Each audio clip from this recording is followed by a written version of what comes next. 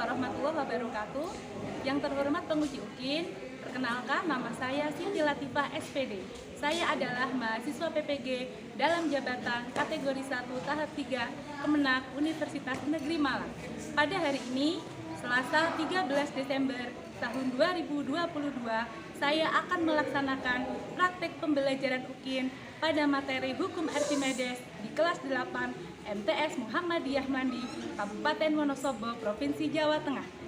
Mohon saran dan masukannya untuk perbaikan proses pembelajaran selanjutnya. Terima kasih. Wassalamualaikum warahmatullahi wabarakatuh. Ya, oke, silahkan ketua kelas untuk memimpin doa. Siap, gerak, berdoa, mulai.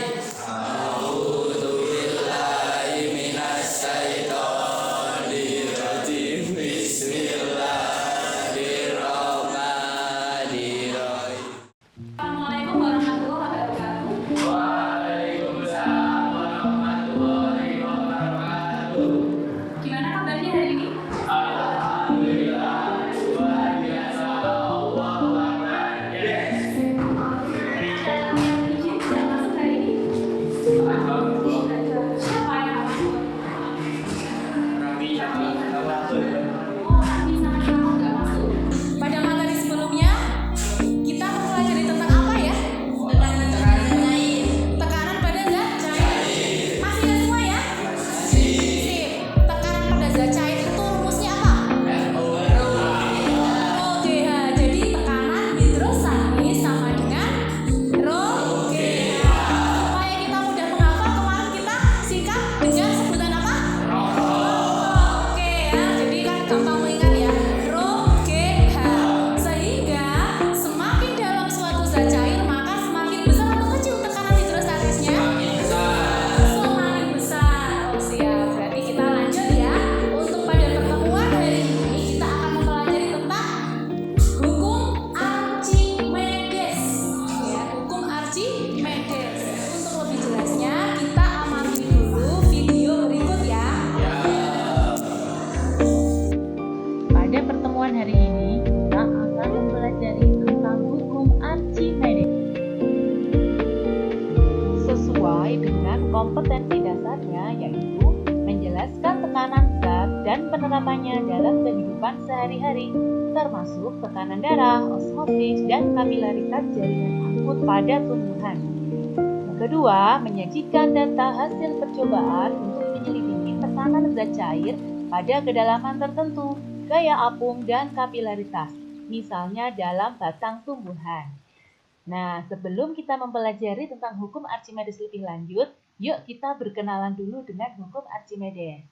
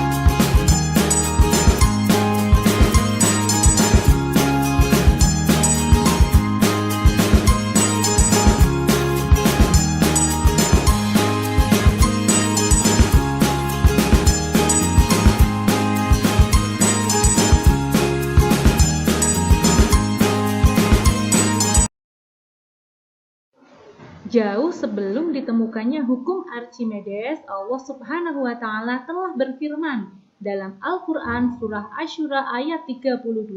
Wa min ayatihil jawari fil bahri kal a'lam. Dan di antara tanda-tanda kebesarannya ialah kapal-kapal yang berlayar di laut seperti gunung-gunung. Tujuan kita mempelajari hukum Archimedes adalah yang pertama, peserta didik dapat menjelaskan konsep hukum Archimedes. Yang kedua, peserta didik dapat menentukan contoh teknologi yang menerapkan hukum Archimedes. Yang ketiga, peserta didik dapat menghitung besar gaya Archimedes. Yang keempat, peserta didik dapat menganalisis massa jenis dari suatu zat. Yang kelima, peserta didik dapat menganalisis hubungan massa jenis dengan posisi benda di dalam zat cair. Yang keenam, peserta didik dapat melakukan percobaan untuk menemukan konsep hukum Archimedes. Yang ketujuh, peserta didik dapat menyajikan hasil percobaan hukum Archimedes. Nah, itu tadi ya pengenalan tentang hukum Archimedes dan tujuan pembelajaran yang ingin kita capai. Selamat belajar!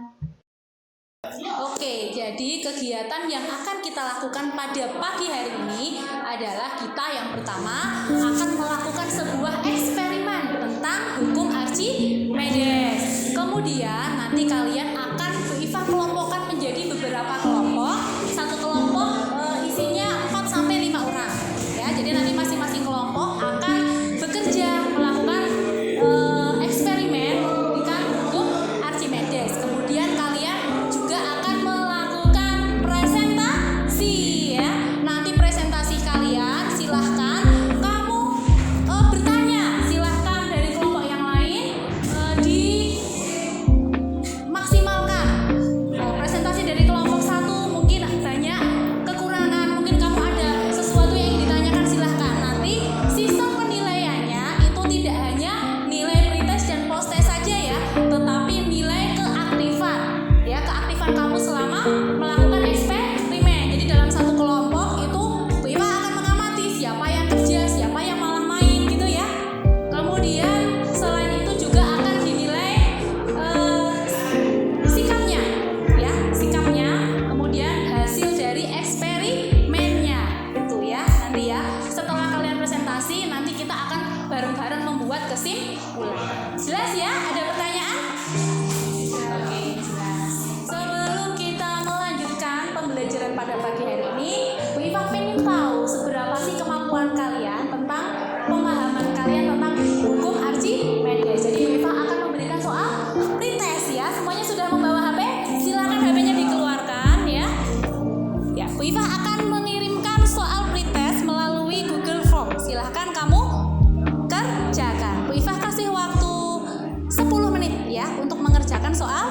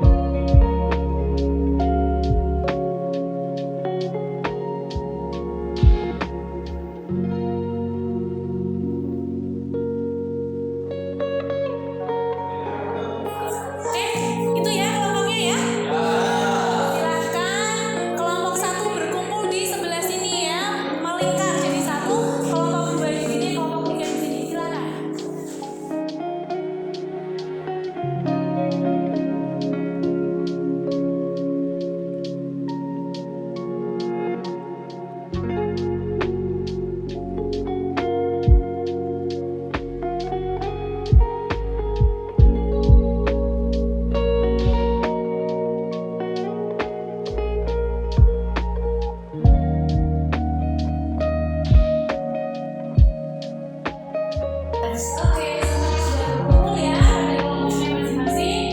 Sekarang bisa menulis LKPD ya. Bisa juga bisa share LKPD di grup kelas ya. Yang di WA itu silakan nanti masing-masing kelas sudah dapat. Tetapi untuk yang sudah diberi dibatasi satu-satu per kelompok ya. Ini yang nanti akan dikerjakan. Tapi masing-masing akan tetap menyimak yang ada di HP masing-masing ya. Jadi yang disebutkan semuanya itu bekerja. Silakan kalian perhatikan gambar ya. Yang ini juga sudah ada ya. Di situ ada gambar apa? Kapal laut. Satunya? Kapal selam. Itu kok bisa terapung kapal laut? Ya. Kenapa? Kenapa? Kok bisa terapung? Kapal laut kan besar ya. Terbuat dari apa kapal laut itu? Besi atau baja? Coba itu kan berat sekali. Ya enggak? Nah, kalau kita menjatuhkan jarum ataupun uang logam yang kecil ke laut, tenggelam apa enggak? Tenggelam. Kalau nggak sampai di laut, di gelas itu aja kita jatuhkan uang logam atau apa namanya jarum itu kan tenggelam. Lah kok yang sama-sama terbuat dari baja itu kapal laut kok tidak tenggelam? Mungkin dari bentuknya kapal itu. Mungkin dari bentuknya kapal itu. Terus yang lainnya boleh masukkan ya. Kenapa saya jenis kapal begitu? Masa jenis kapal iya kan tadi sudah diapresiasi. Itu kan kita juga sudah mempelajari ya. Hukum Archimedes itu ada 3: mengaku, apa? Melayang dan tenggelam. Bisa terapung karena masa jenis benda lebih kecil dari masa jenis baja. Betul kan? Betul. Tapi kok bisa terapung? Itu kan terbuat dari baja ya? Iya, terbuat dari baja, sama-sama dari baja. Kalau jarum itu tenggelam, kok kalau kapal laut itu tidak tenggelam? Jawabannya betul, masa jenisnya lebih kecil. Coba kenapa kok bisa lebih kecil masa jenisnya? Kan itu sama-sama logamnya, sama-sama baja. Perbedaan airnya. Gimana? Perbedaan air. Perbedaan airnya. Nah, coba itu yang kapal laut ya. Tadi ada beberapa pertanyaan. Kemudian yang satunya juga ada satu masalah lagi. Kapal selam. Kalau tadi kan kapal laut. Kapal laut itu kan bisa terapung di atas permukaan laut. Kalau kapal selam itu kan juga sama-sama dari baja. Kok bisa terapung? Bisa melayang? Bisa tenggelam di dasar laut. Kok bisa? Mungkin dari teknologinya yang Teknologinya ya kita tahu pasti itu karena teknologi. Tapi kira-kira kita kan bisa apa ya? Mengira-kira kok bisa ya? Prinsipnya itu bagaimana?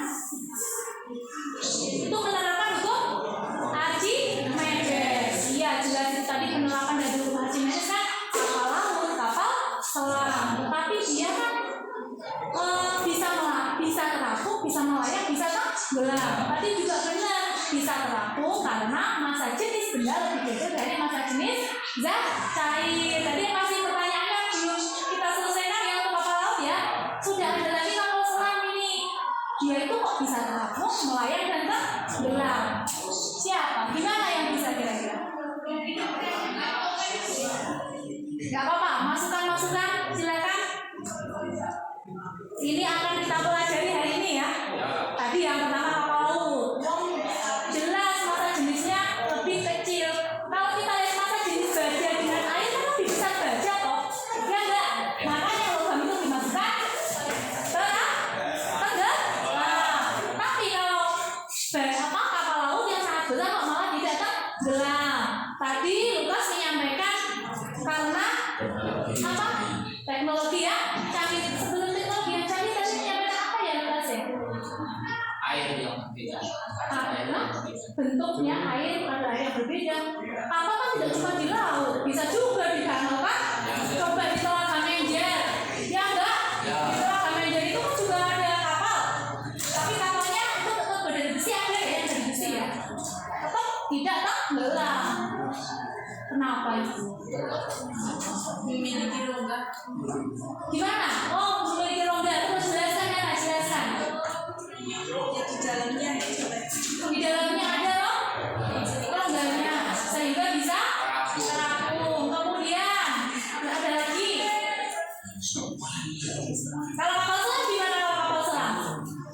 memiliki tangki pemberat Karena memiliki tangki pemberat, cara kerjanya gimana? bisa diisi air atau bara. Bisa diisi air. Ketika dia ingin terapung bagaimana? Mengurangi berat kapal Dengan cara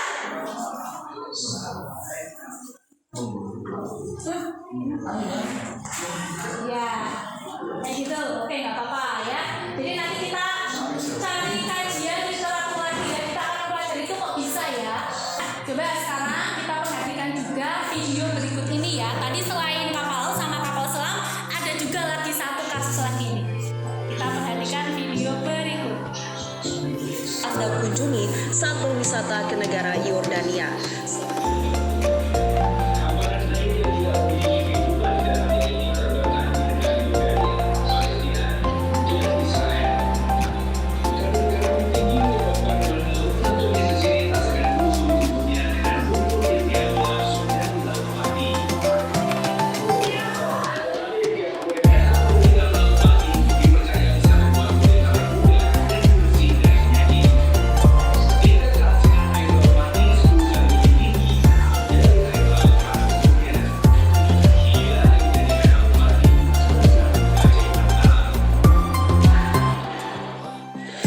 Oke, sudah lihat ya.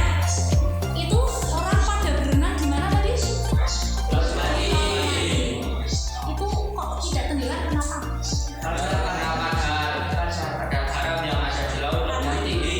Karena kadar garam yang ada di laut lebih tinggi. Coba, itu bisa berenang nggak sih? Bisa. Kalau kamu tidak bisa berenang, kamu bisa nggak? Bisa terapung. Bisa terapung. Kok bisa? Kok bisa itu? Kok bisa? Karena kadar garam tinggi. Kenapa kok kalau kadar garam tinggi kok itu membuat kita tidak tenggelam? Di dalamnya tidak ada makhluk hidup. Di laut mati kenapa tidak ada makhluk hidup? Kenapa kok disebut laut mati? Karena tidak ada kehidupan di dalam laut. Oke ya.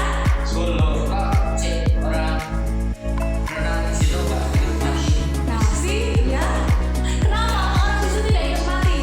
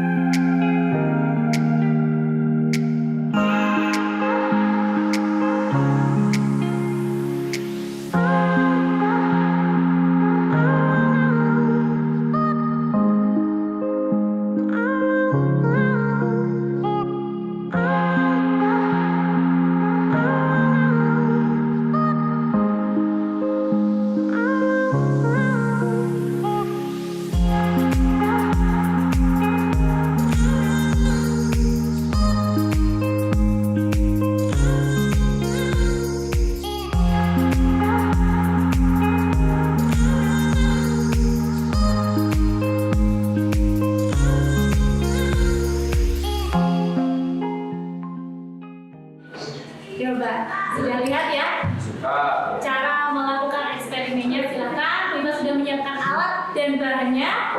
Masing-masing kelompok, silahkan kalian persiapkan.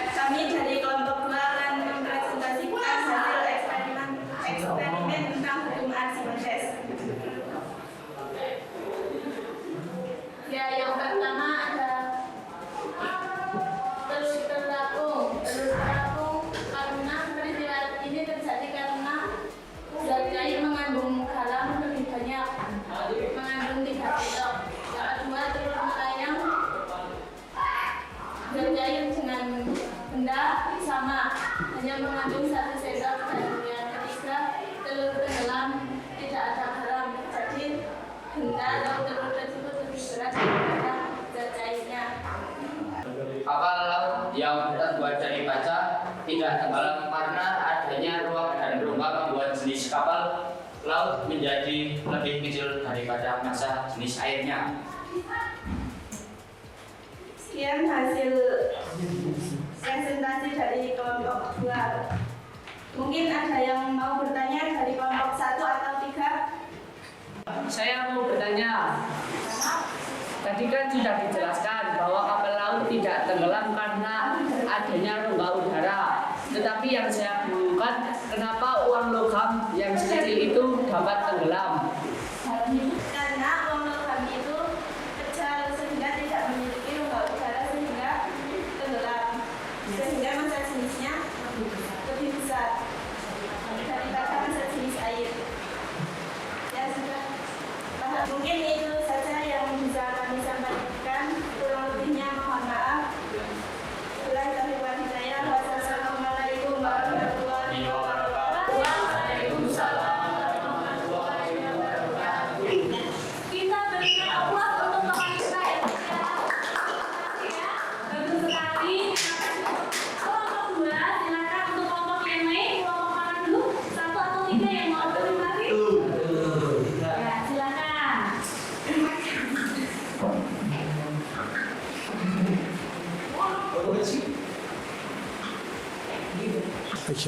Assalamualaikum warahmatullahi wabarakatuh. Waalaikumsalam warahmatullahi wabarakatuh. Kami akan mempresentasikan hasil eksperimen dari kelompok 1. Ditanyakan?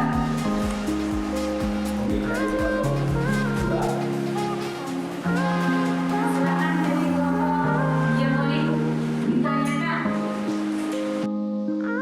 Saya mau bertanya. Kan tadi sudah disampaikan bahwa volume kapal lebih kecil daripada air laut yang membuat kapal terapung. Sehingga kalau kita berenang di air yang dangkal, tubuh kita terasa lebih berat.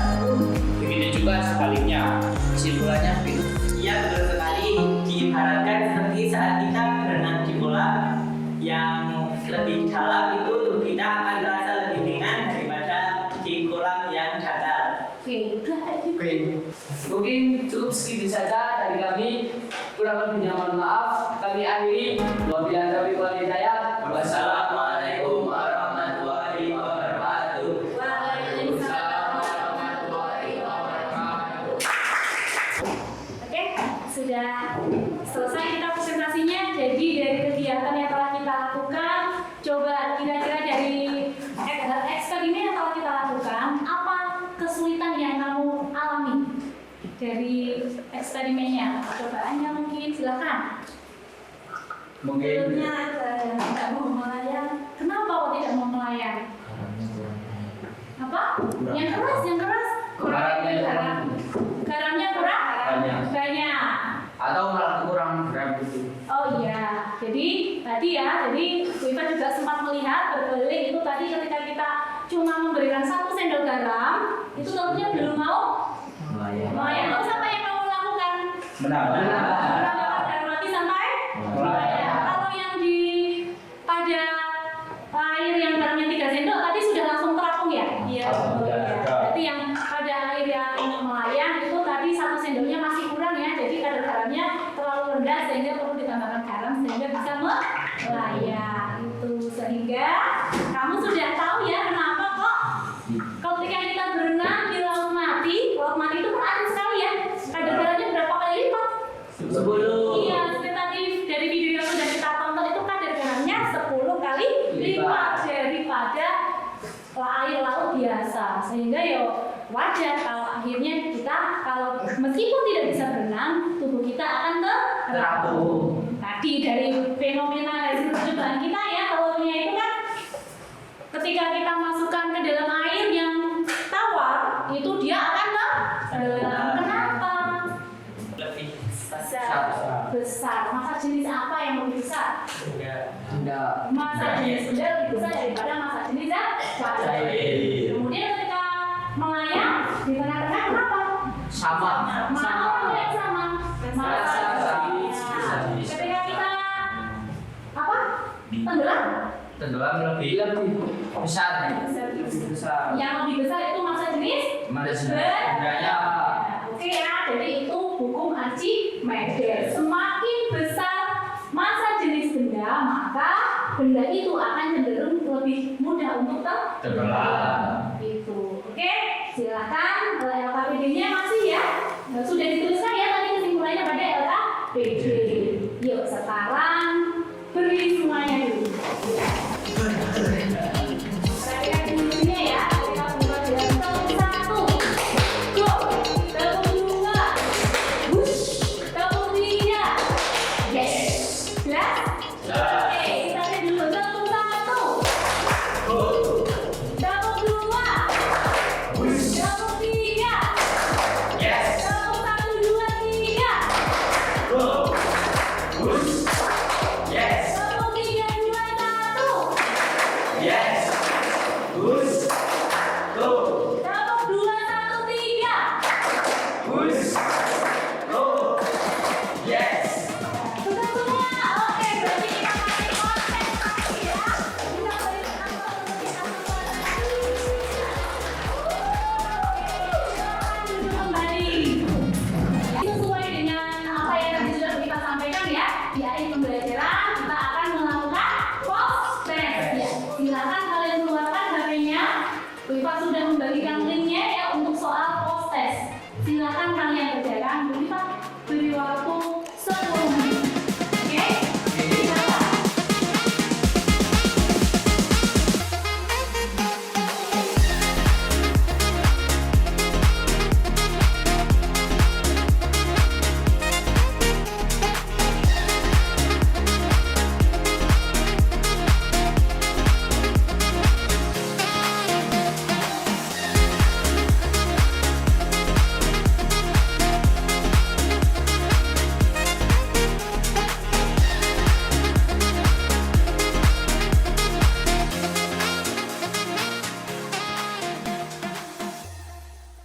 Selesai? Sudah.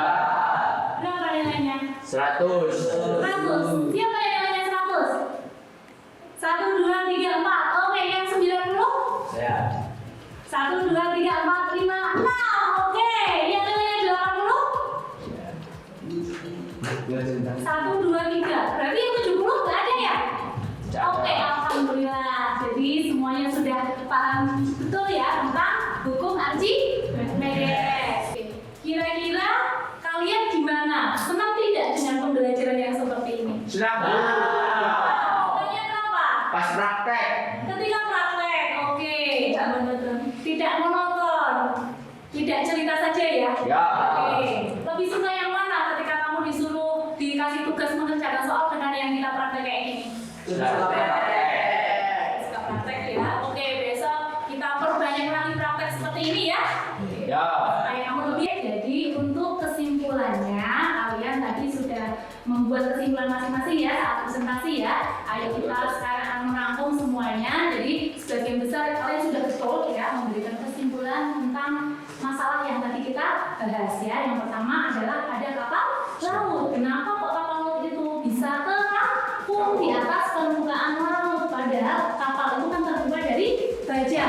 Tetapi logam itu yang kecil ya, yang kecil sama-sama dari logam itu malah tenggelam. Karena di dalam kapal laut tadi ya sudah disampaikan ya, itu ada rongga berisi udara. Udara itu kan sifatnya ringan sekali. Coba kalau kamu kentut di dasar laut, kentutnya akan naik nggak? Naik. Gitu ya? Ya. Iya, yang namanya udara itu ringan sekali massa jenisnya, sehingga benda apapun kalau di dalamnya ada rongga udaranya akan. Nah, coba nanti kamu kalau lagi gembong kamu berenang, itu lebih ringan apa enggak itu ya?